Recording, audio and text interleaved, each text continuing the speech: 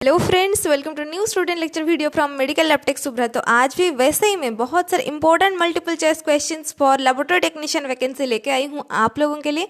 अगर आप लोग चैनल पर पहली बार आए हैं तो आप लोगों को मैं बता दूं, इस चैनल पर आप लोगों को मिल जाएंगे लेबोरेटरी टेक्नीशियन वैकेंसी जो आ रहा है आगे, बहुत सारे मल्टीपल चॉइस क्वेश्चन डेली मैं लेके आती हूँ। मैं ट्राई करती हूँ डेली लेके आने के लिए। और फिर वैसे ही बहुत सारे आप लोगों के सेमेस्टर एग्जामिनेशन के लिए जो पूरा कंटेंट है syllabus of medical laboratory technician मेरे चैनल पर अवेलेबल है। अगर आप लोगों ने ये सारे वीडियोस नहीं देखा है तो नीचे डिस्क्रिप्शन पे मैं इसका लिंक दे दूंगी, आप लोग वहां से जाके देख लीजिए। और उसके बाद चलिए आज का सेशन जो है स्टार्ट करते हैं। So the first question here is, ये क्वेश्चन है जो कि माइक्रोबायोलॉजी का क्वेश्चन है।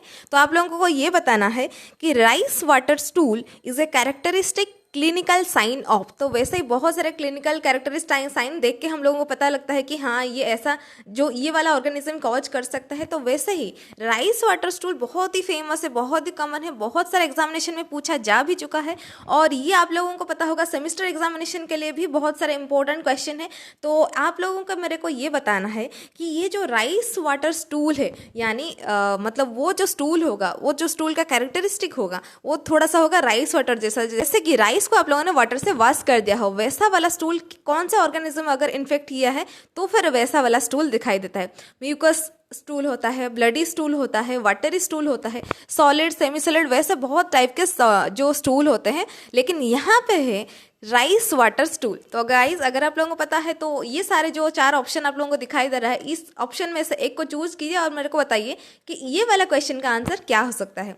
तो गाइस मैं बता देती हूँ, इस क्वेश्चन का आंसर हो जाएगा ऑप्शन नंबर बी पे जो दिया गया है, कॉलेरा। तो कॉलेरा एक ऐसा डिजीज है which caused by the organism called Vibrio cholerae, right. तो बहुत ही इंपॉर्टेंट है ये वाला विब्रियो कॉलरी जो है, ये कैसा स्टूल प्रोडक्शन करता है, मतलब वो वाला स्टूल जो होता है म्यूकस उसमें रहता है। और उसके बाद जैसे कि राइस को वाटर के वॉश कर देने के बाद जैसा दिखता है वैसा वाला स्टूल निकलता है, इसीलिए उसको बोलते हैं राइस वाटर स्टूल। उसका अपीयरेंस जो रहता है वाटर स्टूल जैसा रहता है, ठीक है। तो फिर चलिए चलते हैं गाइस, नेक्स्ट क्वेश्चन आप लोगों के सामने। नेक्स्ट क्वेश्चन है black water fever is a complication of. तो जैसे ही राइस वाटर स्टूल था, एक क्लिनिकल साइन था, वैसे ही ब्लैक वाटर फीवर बहुत ही कॉमन है। ये भी गाइस राइस वाटर स्टूल की तरह बहुत ही एग्जामिनेशन में ये भी पूछा जा चुका है। ब्लैक वाटर फीवर जो है, थोड़ा सा हिंट्स बता देती हूँ। जैसे आप चार ऑप्शन देख पा रहे हैं, तो ये चार ऑप्शन में से ऐसा कौन सा ऑप्शन है जो कि सही होगा, इस क्वेश्चन का आंसर हो जाएगा। तो ये थोड़ा सा आप लोगों को प्लाज्मोडियम का स्पीसीज है। तो कौन सा प्लाज्मोडियम इससे कॉज करता है ब्लैक वाटर फीवर? तो प्लाज्मोडियम के भी यहाँ पे दो स्पीसीज दिए हुए हैं, Plasmodium vivax as well as Plasmodium falciparum. तो गाइस आप लोगों को क्या लगता है ऐसा कौन सा आंसर है इस क्वेश्चन में, इस क्वेश्चन का हो जाएगा जो कि सही है? प्लाज्मोडियम वाइवाक्स या फिर प्लाज्मोडियम फैल्सीपरम जो कि सेरेब्रल मलेरिया कॉज करता है। So the dangerous malarial species that is the Plasmodium falciparum causes the black water fever. Black यानी काला काला। आप लोगों को ऐसा कैसे याद रखना है इसको, यानी ब्लैक यानी बहुत ही मतलब डेंजरस डार्क कलर का, तो ये होता है ब्लैक वाटर फीवर। तो ब्लैक वाटर फीवर आप लोगों के जब भी कभी भी दिमाग में आते हैं तो आप लोगों को प्लाज्मोडियम फैल्सीपरम दिखाई देना चाहिए, क्योंकि बहुत ही डेंजरस होता है वो, ठीक है।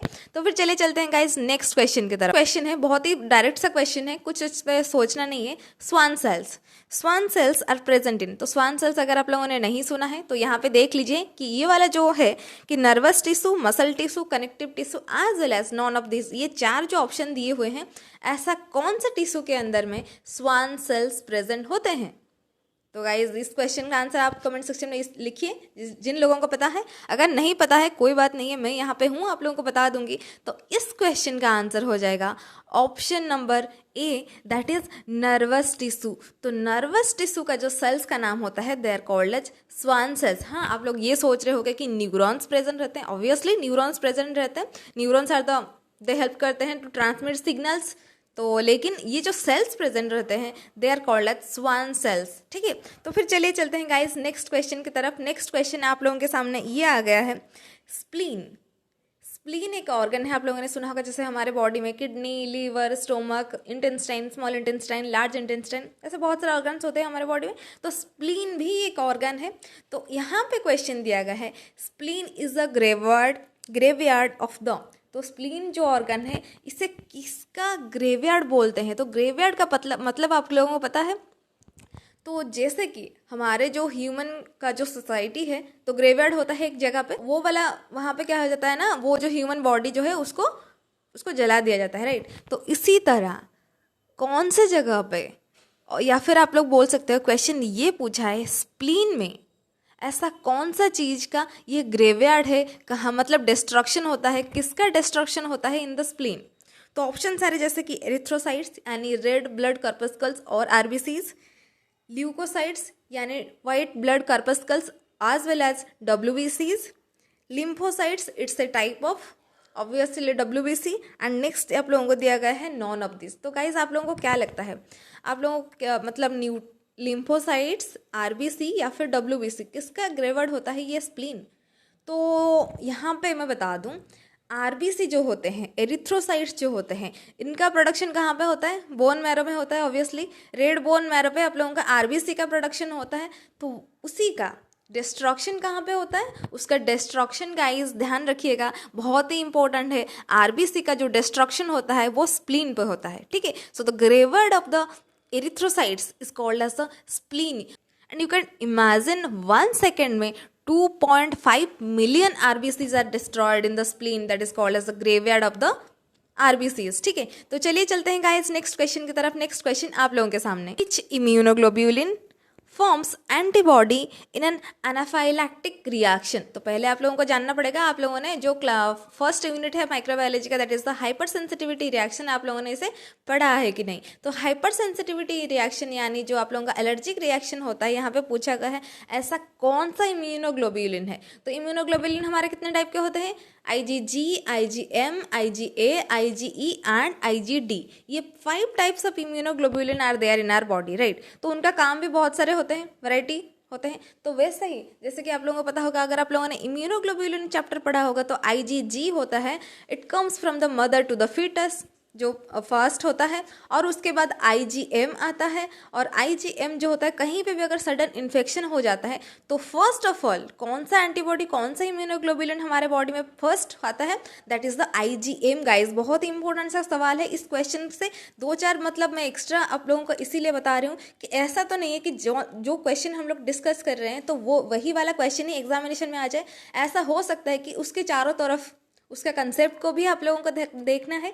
तो हाइपर सेंसिटिव वाला चैप्टर जो है, अगर किसी ने नहीं देखा है तो please this is my request कि हाइपर सेंसिटिव वाला जो चैप्टर है उसको मिनिमम 2 बार रिवाइज कर लीजिए, वहाँ से 2-4 क्वेश्चंस आ सकते हैं, ठीक है। तो फिर चले चलते हैं गाइज, इसका ऑप्शंस देखते हैं। IgA दिया गया है, IgE दिया गया है, IgD दिया गया है, एज वेल एज आप लोगों को IgM भी दिया गया है। तो आप लोगों को क्या लगता है ऐसा कौन सा इम्यूनोग्लोब्यूलिन है which forms एंटीबॉडी। तो एंटीबॉडी कब प्रोडक्शन होता है, फॉरेन पार्टिकल्स हमारे बॉडी में आते हैं, तो antibodies are produced against the antigens. तो इसीलिए तो एंटीबॉडी यानी इम्यूनोग्लोब्यूलिन हमारे बॉडी में कौन सा प्रोडक्शन होता है, अगर कहीं पे एनाफाइलैक्टिक रिएक्शन, इसका मतलब है एलर्जिक रिएक्शन होता है। अगर आप लोगों ने देखा होगा कि कभी कभार आपके बॉडी में इन्फ्लामेशन हो जाता है, कभी कभार रेड रेड करके इन्फ्लामेशन हो जाए, तो this are called as hypersensitivity reaction, right. तो आप लोगों को पता होगा कभी कभार आप लोग बहुत सारे लोग ऐसे हैं जो लोग की मतलब नॉनवेज यानी एग वगैरह खाने पर उनका क्या हो जाता है ना, उनका हाइपर सेंसिटिविटी रिएक्शन दिखाई देता है, एलर्जिक रिएक्शन दिखाई देता है, तो इन्फ्लामेशन उनके बॉडी में हो जाता है स्किन में। तो this are called as we can say this is allergic reaction. तो आप लोग एक सेट्रिजन लेवोसेट्रिजन लेके घूमते रहते हो, ठीक है। वो एक जनरल चीज़ें हैं जो कि मैं बता रही हूँ, नॉर्मली लोग क्या करते क्या हैं। तो इसीलिए क्वेश्चन ये है, अगर कहीं पे भी एलर्जिक रिएक्शन होता है, दिस इज साइंटिफिकली उसका नाम है एनाफाइलैक्टिक रिएक्शन, तो कौन सा इम्यूनोग्लोब्यूलिन, कौन सा एंटीबॉडी हमारे बॉडी में प्रोडक्शन होगा। तो so the option number B will be the correct answer of this question, that is the IgE। Immunoglobulin E is produced against anaphylactic reactions, ठीक है। तो फिर चलिए चलते हैं इस क्वेश्चन होने के बाद बहुत ही इंपॉर्टेंट क्वेश्चन के पास चलते हैं, जो क्वेश्चन को समझने के लिए हमको तो मिनिमम 5-10 मिनट लगेंगे ही, क्योंकि आप लोगों को वो वाला वोकैबुलरी को समझने में टाइम लगेगा, ठीक है। The question here is inflammation of the vein complicated by an obstructing clot is known as. तो पहले से उस सेंटेंस को, वो वाला क्वेश्चन को पूरा सा पूरा डिफाइन करते हैं। ऐसा वाला क्वेश्चन आ सकता है, नहीं भी आ सकता है, थोड़ा सा आप लोगों को ये डिफिकल्ट लग सकता है, लेकिन बहुत ही इजी है। अगर आप लोगों को वर्ड का मीनिंग पता है, आप लोग चाहे मतलब कितना भी डिफिकल्ट क्वेश्चन क्यों ना हो, आप लोग उसे जरूर कर सकते हैं। तो इसीलिए अभी तो एग्जामिनेशन का फॉर्म नहीं आया है, तो इसीलिए अगर आप लोग डेली डेली ऐसे ही one complicated word, one difficult word science का अगर आप लोग सीखते हैं, तो 2 महीनों में मिनिमम आप 60 वर्ड, बहुत ही इंपॉर्टेंट, जो कि आप लोगों के सब्जेक्ट के रिलेटेड है, आप लोगों को कितना वोकेबुलरी आपका स्ट्रांग हो जाएगा। तो इसीलिए आज जो ये 4 वर्ड है मैं बता रही हूँ, जिसका वर्ड का मीनिंग आप लोगों को नहीं पता होगा, तो उसको नेक्स्ट 4 डेज के लिए आप उसको याद करिए, प्रैक्टिस कीजिए, यूज़ कीजिए, सेंटेंस बनाइए और इस क्वेश्चन का आंसर लिखिए इसके अंदर, ठीक है। तो फिर चलिए चलते हैं, देखते हैं। ऑप्शन पहला है वेनस थ्रोम्बोसिस। तो आप लोगों को पता होगा सर्कुलेटरी सिस्टम जो होता है हमारे पास आर्टेरीज होते हैं, वेन्स होते हैं, कैपिलरीज होते हैं, ये सारे क्या होते हैं, ब्लड फ्लो इसी में ही करता है, ठीक है, राइट। तो वेनस थ्रोम्बोसिस का मतलब होता है वेन के अंदर में अगर कोई ब्लड क्लॉट कर जाए, कोआगुलेशन होता है, क्लॉट हो जाता है। जैसे कि आप लोगों को अगर क्लॉटेड सैंपल चाहिए तो आप लोग क्या लेते हो, प्लेन वाइल लेते हो, जिसपे विदाउट एडिंग एनी एंटीकोआगुलेंट हम लोग अगर ब्लड को ऐसे ही बाहर रख लेते हैं किसी भी बॉटल, किसी भी ट्यूब में, दैट विल फॉर्म क्लॉट। तो ऊपर का हिस्सा जो येलो इस पार्ट रहेगा, that is called as serum, जो कि मैंने लास्ट वीडियो में बताई थी। तो वैसे ही जो क्लॉट फॉर्मेशन अगर वेन्स के अंदर में हो जाए, इसका आप लोगों के अंदर में क्या होता है, ब्लड फ्लो करता है, ब्लड सर्कुलेट करता है। अगर वहीं पे कहीं ब्लड क्लॉट हो जाए तो ये एक बैरियर बन जाता है, तो उसके अंदर ब्लड फ्लो नहीं कर सकता, ऑब्वियसली दैट इज कॉमन। तो अगर कहीं पे भी बैरियर आ जाता है तो उसमें से ब्लड फ्लो नहीं कर पाएगा। So that condition is called as venous thrombosis, right. और नेक्स्ट वर्ड आप लोगों को दिया गया है थ्रोम्बस। थ्रोम्बस यानी चाहे वो आर्टरी हो, चाहे वो वेन हो, किसी के अंदर में, सर्कुलेटरी सिस्टम के अंदर में कहीं पे भी अगर ब्लड क्लॉट हो जाता है तो उस कंडीशन को हम लोग बोलते हैं थ्रोम्बस। गाइस हम लोग पूरा क्लॉट के बारे में बात करें, लेकिन क्वेश्चन यहाँ पे पूछा गया है कि ऑब्स्ट्रक्शन ऑफ क्लॉट, यानी कहीं पे अगर क्लॉट हो गया है, ऑब्स्ट्रक्शन ऑफ क्लॉट, और उसके बाद वेन का इन्फ्लेमेशन हो जाना, ठीक है। क्वेश्चन आप लोग समझ रहे हो। क्वेश्चन हियर इज, अगर कहीं पे भी क्लॉट हो गया है और उसी वजह से ब्लड फ्लो नहीं कर पा रहा है और उसी वजह से वेन जो है इन्फ्लेमेशन हो रहा है, तो उस कंडीशन को हम लोग क्या बोलते हैं। तो पहला तो हम लोगों ने देख लिया वेनस थ्रोम्बोसिस, नेक्स्ट देख लिया थ्रोम्बस, और थर्ड जो दिया गया है थ्रोम्बोफ्लेबाइटिस, और फोर्थ में आप लोगों को दिया गया है एम्बोलस। तो एम्बोलस का मीनिंग थोड़ा सा पहले से उसको देख लेते हैं। एम्बोलस का मतलब होता है एनी फॉरेन सब्सटेंस अगर आके हमारे जो सर्कुलेटरी सिस्टम में कहीं पे भी अटक जाता है, जिसके वजह से ब्लड फ्लो नहीं कर पाएगा, so that condition is called as embolus, ठीक है। ये कहीं भी any foreign particle, any foreign substance हो सकता है। तो ये हमारे ब्लड स्ट्रीम में आता है and it blocks our free flowing blood, right. तो ये होता है एम्बोलस। लेकिन गाइस ये जो ऑप्शन नंबर सी पे दिया गया है थ्रोम्बोफ्लेबाइटिस, तो यही हो जाएगा इस क्वेश्चन का करेक्ट आंसर। इसका मतलब होता है, थ्रोम्बोफ्लेबाइटिस का मतलब होता है कि आपका जो है क्लॉट के वजह से ब्लीडिंग ऑब्स्ट्रक्शन हो गया है, बंद हो गया है, इट बिकेम ए बैरियर, तो इसीलिए वेन इन्फ्लामेशन हो रहे हैं, फूल जाना जिसको बोलते हैं, वेन का इन्फ्लामेशन हो जा रहा है, ठीक है। तो मेरे को लगता है ये वाला क्वेश्चन जो है आप लोग पूरा अच्छे से समझ गए हैं। तो ये जो 4 इंपॉर्टेंट नए वर्ड मैं बताई हूँ उसको ध्यान रखिए, उसका मीनिंग अगर नहीं याद रह पा रहा है तो उसको लिखिए, प्रैक्टिस कीजिए, बहुत ही इंपॉर्टेंट है। इस रिलेटेड भी और भी क्वेश्चंस आ सकते हैं, राइट। तो फिर अगर वीडियो पसंद आ रहा है, वीडियो को लाइक करना मत भूलना, कंजूसी मत करना, वीडियो को लाइक करते जाना, बिल्कुल फ्री है। और ऐसे ही मेरे को मोटिवेशन देते रहना बाय कमेंटिंग कि आप लोगों को क्वेश्चन आ रहे कैसे लगते हैं और आप लोगों को और कैसा क्वेश्चन चाहिए, किस सब्जेक्ट से रिलेटेड मोस्ट इंपॉर्टेंट आप लोगों को लगता है कि आप लोगों को इस क्वेश्चन चाहिए, तो आप लोग मेरे को सजेस्ट करके कमेंट कर सकते हैं। मेरे को इंस्टाग्राम पर फॉलो भी कर सकते हैं, माय इंस्टाग्राम का आईडी जो है मैंने नीचे डिस्क्रिप्शन में दे दिया है, ठीक है। तो फिर चलिए चलते हैं, उसके साथ हम लोग पहुंचते हैं नेक्स्ट क्वेश्चन की तरफ। तो next question here is, in freezing microtome which gas is use. तो माइक्रोटॉम क्या है, आप लोगों ने हिस्टोपैथोलॉजी में देखा होगा, माइक्रोटॉम में हम लोग सेक्शन कट करते हैं। तो पहला तो टिश्यू स्पेसिमेन आता है जिसको अंदर में फॉर्मलिन, उसको preservative prevent autolysis as well as putrefaction, और उसके बाद हम लोग इसको क्या करते हैं, हम लोग उसको tissue processor, automatic tissue processor के अंदर में 24 आवर के लिए छोड़ देते हैं, और उसके बाद हम लोग करते हैं उसका एम्बेडिंग बाय पैराफिन वैक्स, और उसके बाद हम लोग क्या करते हैं, उसको सेक्शन कट करते हैं मतलब 3 to 4 माइक्रोन के टिश्यू सेक्शन बनाते हैं ताकि 1 लेयर ऑफ सेल बन जाए, उसको स्लाइड के ऊपर रखते हैं ताकि हम लोग उसको स्टेन करके कौन से सेल्स प्रेजेंट होते हैं, कौन सा सेल का एबनॉर्मल ग्रोथ हुआ है उसको पता कर सकें। ये तो होल टोटल प्रोसीजर हो गया in histopathology, what happens there, right. लेकिन question here is freezing microtome. तो माइक्रोटोम बहुत टाइप से होते हैं। रोटरी माइक्रोटोम होता है जो कि कॉमनली यूज होता है इन द हिस्टोपैथोलॉजी लैब, लेकिन the question here is freezing microtome. तो फ्रीजिंग माइक्रोटोम का मतलब होता है in case of surgery, emergency situation पे अगर आप लोगों को चाहिए, आप लोगों को सेक्शन को कट करना है, तो वैसे तो 1-2 दिन लगते हैं सेक्शन कट करने में, लेकिन अगर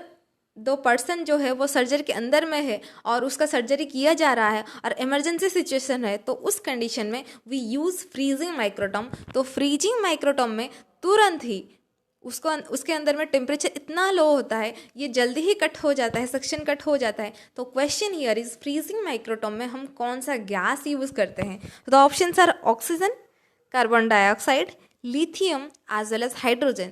अगर इस क्वेश्चन का आंसर आप लोगों को पता है कमेंट सेक्शन में बिल्कुल लिख लीजिए, नहीं पता है कोई बात नहीं है, इस क्वेश्चन का आंसर हो जाएगा option number B, that is carbon dioxide is used. Liquid carbon dioxide, आप लोग उसको सिलेंडर से भी ला सकते हो, जो तो कार्बन डाइऑक्साइड आप लोग यूज़ करते हो in the freezing microtome, right. तो चलिए चलते हैं, इस क्वेश्चन देखने के बाद नेक्स्ट क्वेश्चन देखते हैं। नेक्स्ट क्वेश्चन जो है वो भी बहुत ही इंपॉर्टेंट सा है, क्लॉट के रिलेटेड है। Question here is in which of the following is not required for clot formation. Clot formation के लिए हमको जो चीज़ें चाहिए, लेकिन ये जो 4 ऑप्शन में से ऐसा कौन सा ऑप्शन है जो कि हमको नहीं चाहिए, ठीक है।